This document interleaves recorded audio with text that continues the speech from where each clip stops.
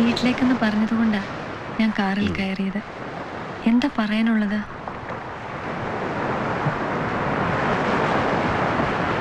കണ്ടു, ഇഷ്ടപ്പെട്ടു. ഒരുപാട് പെൺകുട്ടികൾ എനിക്ക് വേണ്ടി മത്സരിച്ചിട്ടുണ്ട്.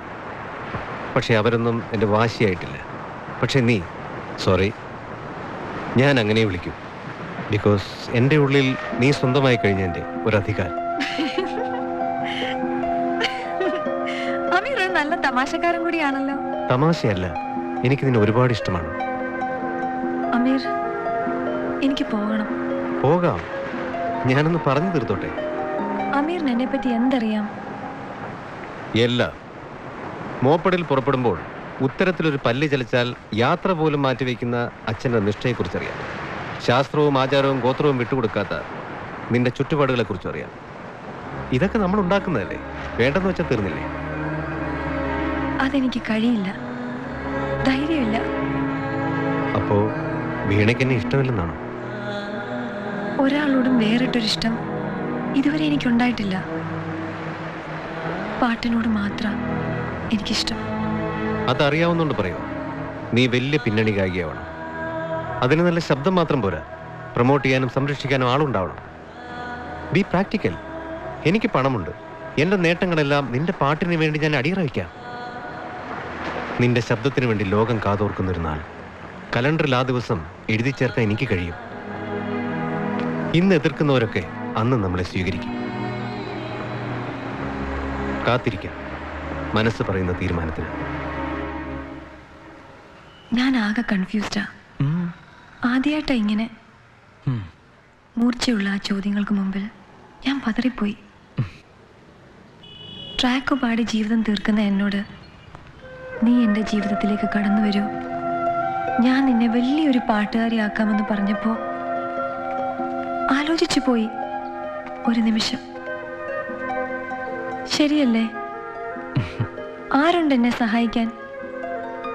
തിരിച്ചറിയാതെ പോകുന്ന ഒത്തിരി ശബ്ദങ്ങളിൽ ഒരാളായി മാറില്ലേ ഞാൻ? ഹേയ്, അതുകൊണ്ടാ കയ്യാൻ കയറി പിടിക്കാമെന്നാണോ? സി വീണ, അയാൾ ജെനുവിനാണോ? ആ വാക്കുകളിൽ ആത്മാർത്ഥതയുണ്ടോ എന്നൊക്കെ നോക്കണ്ടേ? ഉസ്താദിന് പ്രിയപ്പെട്ട ആളല്ലേ, പിന്നെ പിടിച്ചു നിർത്തി പറയാനുള്ളത് മുഖത്ത് നോക്കി പറഞ്ഞു. ഏത് പെൺകുട്ടിക്കാ അത് ഇഷ്ടപ്പെടാത്തത്? Are you serious?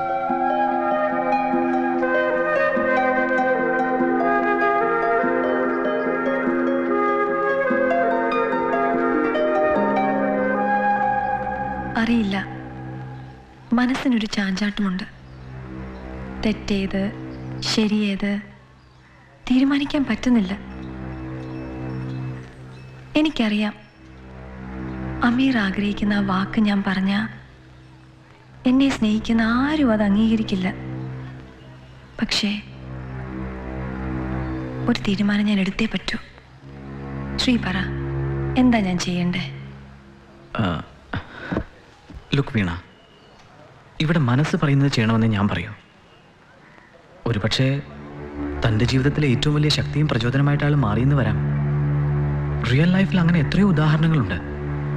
ഇന്ത്യയുടെ വാനമ്പാടി MS സുബലക്ഷ്മി, ആ ശബ്ദത്തെ ലോകം കീഴടക്കിയ പ്രവാഹമാക്കി മാറ്റിയത് അവരുടെ ഭർത്താവ് തന്നെയാണ്, സദാശിവം. നമ്മളെപ്പോലുള്ള പാട്ടുകാരുടെ പാഠപുസ്തകം അവരുടെ ദാമ്പത്യം. കുളി കഴിഞ്ഞിറങ്ങുമ്പോൾ തലയിൽ രാസ്നാദി തിരുമുന്ന കൂട്ടുകാരനാകും സുബലക്ഷ്മിക്ക് സദാശിവം. സ്റ്റുഡിയോകളിൽ റെക്കോർഡിംഗ് ഷെഡ്യൂൾ തെറ്റാതെ നോക്കുന്ന സെക്രട്ടറി ആകും. ഇടവേളകളിൽ ചുക്കുകാപ്പി ഒഴിച്ചു കൊടുക്കുന്ന സേവകനാകും. ഒരർത്ഥത്തിൽ ആ സംഗീതത്തിൻ്റെയും ജീവിതത്തിൻ്റെയും ശ്രുതിപ്പട്ടിയായിരുന്നു സദാശിവം. എഴുന്നള്ളിച്ചുകൊണ്ട് നടക്കുകയായിരുന്നില്ലേ ഭാര്യയെ ഈ ലോകത്തിൻ്റെ നെറുകയിലെത്തിക്കാൻ.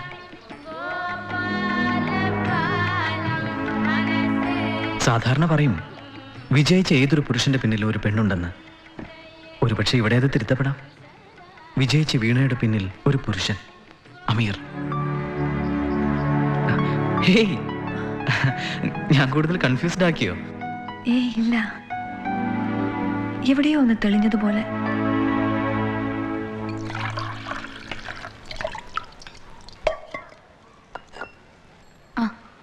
ഇന്നലെ മുതൽ ഞാൻ ശ്രദ്ധിക്കുന്നു.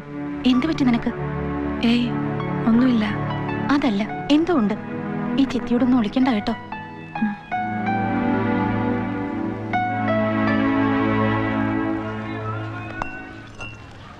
ഇന്നലെ കണ്ട മ്യൂസിക് ഡയറക്ടർ ഇല്ലേ വെങ്കടേഷ്, തമിഴില് കൊടികെട്ടി പറക്കുന്ന ആളാക്കും. തെരുമേ അടുത്ത പടത്തില് മോക്കൊരു ചാൻസ് തരാമെന്ന് പറഞ്ഞിട്ടുണ്ട്. അപ്പടിയാ? എനിക്കിപ്പോ ഇതിലൊന്നും വിശ്വാസമില്ല. 5 കൊല്ലമായി. എത്ര പേരെ കണ്ടു, എത്ര പേര് വാക്ക് തന്നു, എന്നിട്ടിപ്പോ എന്തായി? ഒന്നും നടക്കില്ല. നിരാശപ്പെടരുത്. എല്ലാത്തിനും ഒരു നേരവും കാലവും ഒക്കെ ഇല്ലേ? സമയമായിട്ടില്ല, അത്ര തന്നെ. ചിത്തപ്പ പറയാറില്ലേ, ട്രാക്ക് പാടി ജീവിതം അവസാനിപ്പിച്ച പാട്ടുകാരുടെ കഥകള്. അതുപോലെ ഒരാളാകാനായിരിക്കും എന്റെ വിധി. പ്രതീക്ഷ വിടരുത് മോളെ. അവള് പറയുന്നതിലും കാര്യമുണ്ട്. മോളെ, ശബ്ദം നല്ലതാണ്. അവസരം ദൈവം തരും. അതുവരെ ക്ഷമയോടെ കാത്തിരിക്കേ. മാനത്ത് നോയിക്കൊണ്ടിരുന്നാ മതി. കൈ പിടിച്ചുയർത്താൻ ഒരാളില്ലെങ്കിലേ ഈ ഫീൽഡിൽ ആരും ഒന്നും ആവില്ല. എനിക്കാരുമില്ല. ശനിയുടെ അപഹാരകാലമാ മോളെ. അത് കഴിയുമ്പോ എല്ലാം ശരിയായിക്കൊള്ളും.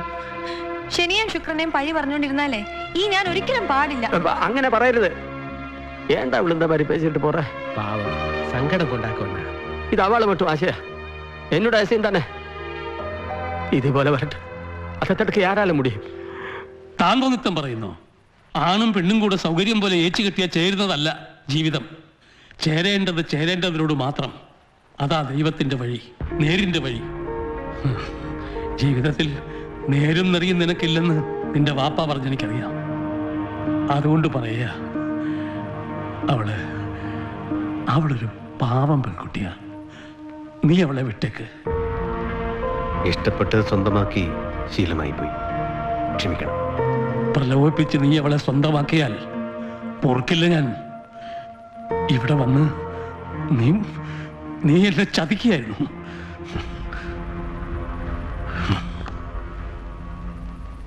ചതിയുടെ ഈ ഗന്ധവുമായി നീ ഇനി പഴി ചവിട്ടരുത്. കടക്ക് പുറത്ത്.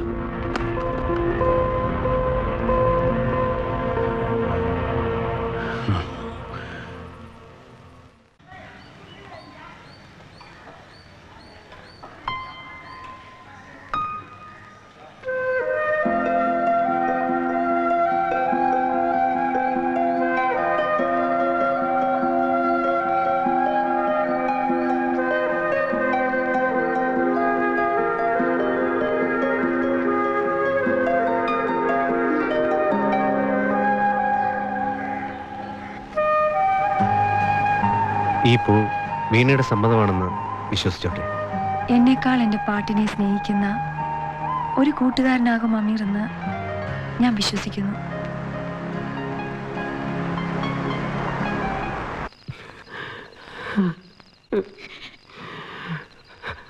പോയല്ലോ, അവള് പോയല്ലോ.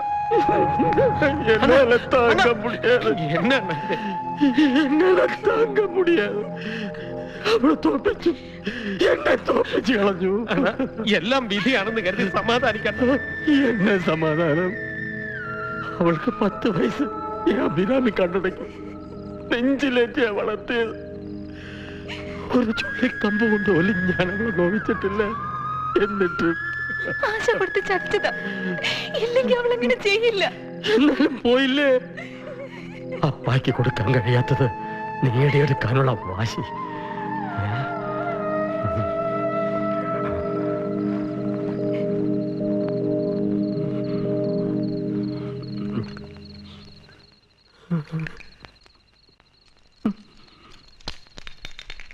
മംഗല്യത്തിന് 3 മുടിച്ചു കെട്ടാൻ അഭിരാമി എന്നെ ഏൽപ്പിച്ച താലിയാക്കും ഇത്. ഇനി എന്തിനായിരുന്നു?